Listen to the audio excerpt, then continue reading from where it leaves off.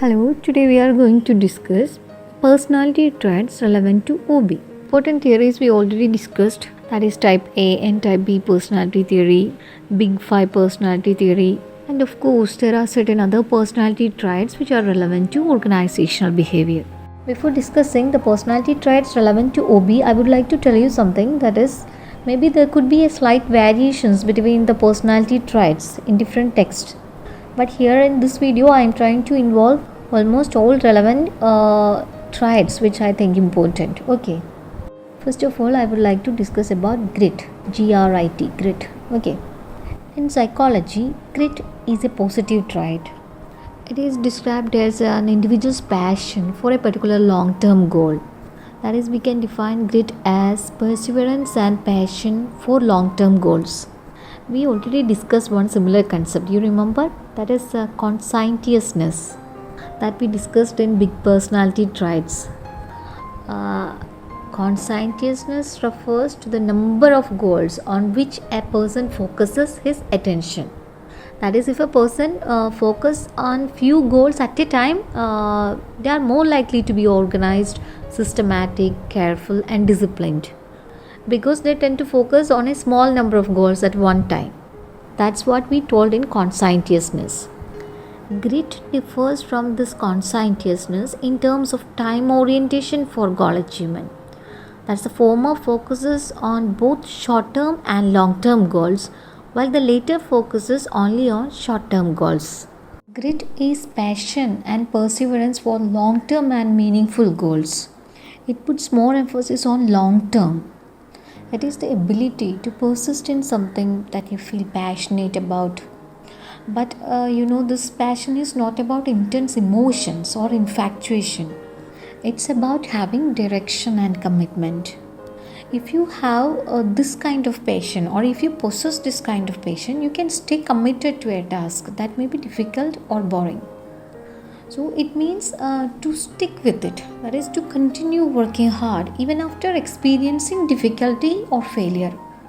Next important trait to OP is Machiavellianism. It refers manipulation of others. That is, by manipulating others, they want to achieve their own goals. They are so focused on their own interest. So they will manipulate, deceive and exploit others to achieve their own goals. There is a term that is Machiavellian leader. That is someone who views and manipulate others for his own purposes. They will try to achieve their goal by whatever means necessary.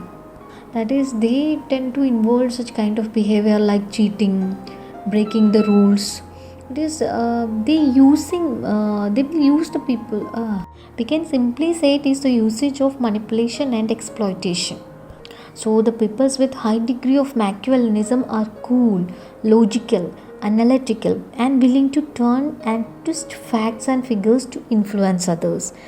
Or they are capable of take advantage of others.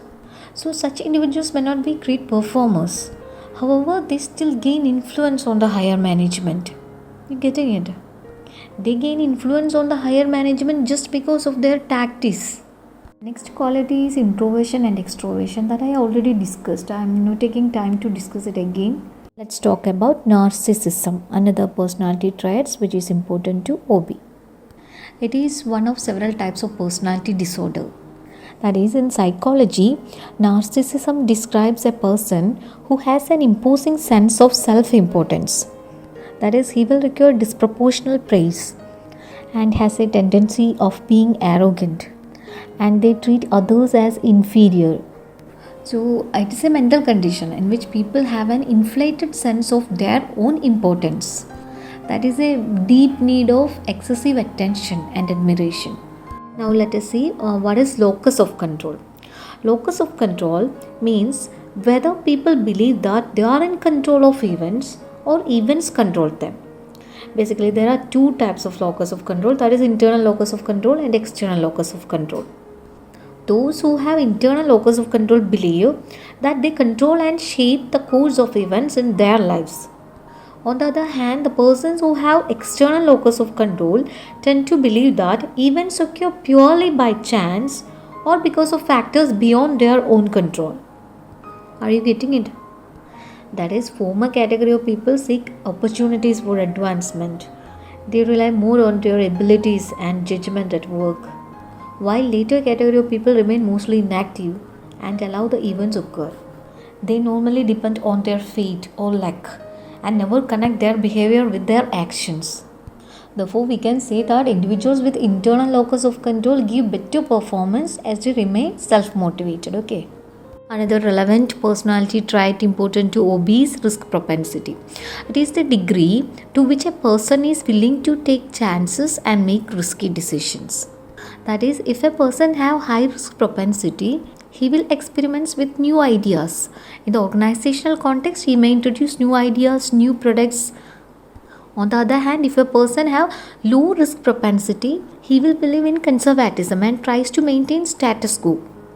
What is status quo? It is the existing state of affairs. That is the current situation. That is the existing state of affairs. That is, he does not want to change the existing condition. Okay. So, in an organization context, we can say that such a person resists changes and trying new ideas. Let me explain two more traits, that is authoritarianism and dogmatism. These are two dominating styles of an individual's personality. Individuals with authoritarian personality, as the name indicates, they strongly believe in conventional values, power, authority, and social status. In organizations, such individuals often tend to use their authoritative power for their subordinates. They will control the actions of their subordinates with their authority.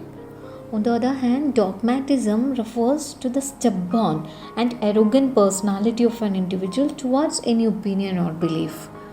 That means stating your opinions in a strong way and not accepting anyone else's opinion. That means an inflexible attitude of a person. So in an organization point of view, what is important is that is if a person having a mix of this behavior, that is authoritarianism and dogmatism personalities, it's not good for the organization. That's the presence of this kind of behavior will hurt creativity and also the organizational effectiveness. The personality traits are highly correlated with managerial performance. So it is desirable to have a knowledge about the personality traits which are relevant to organizational behavior. So here I am concluding. We discussed the important personality traits like grit, Machiavellianism, locus of control, narcissism, risk propensity, and authoritarianism and dogmatism. That's all for today. Thank you for watching.